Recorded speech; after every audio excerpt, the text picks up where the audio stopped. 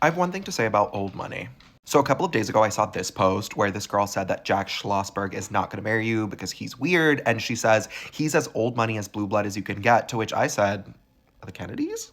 As someone who was very, very obsessed with the Gilded Age and American history in high school, I am here to say the Kennedys are unfortunately not old money. In case you don't know, Jack Schlossberg is the son of Caroline Kennedy, who is the daughter of JFK and Jackie O. His uncle was John JFK Jr., and he's related to all of the other Kennedys. Joseph Kennedy is widely regarded as the OG Kennedy.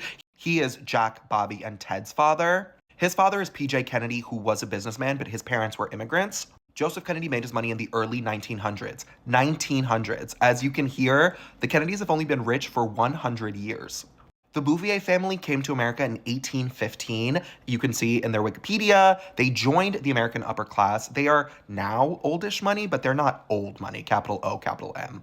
I think a lot of this has been conflated in the American imagination because we don't interact with these people. We have no reason to think about the distinctions between that level of the nouveau riche versus the old rich. But when you talk about WASPs and blue bloods, you're specifically talking about this thing. WASPs, by definition, Irish Catholics cannot be WASPs, right? WASPs are white Anglo-Saxon Protestants. They're descended from British people. And if you know anything about England and the UK, you know that British people and Irish people are not the best of friends, right? There were huge waves of Irish migration to the US between the late 1700s and the late 1800s. But by that point, the Irish had already sort of established themselves in certain neighborhoods. In New York, where I got my degree in sociology, so we learned a lot about Americanization and the way that the Irish Americans and the Italian Americans became capital W white. The Irish and the Italians did not get along. Once the Italians started coming in the late 1800s, they were beefing. There was a lot of drama. But Anderson Cooper is a member of the Vanderbilts.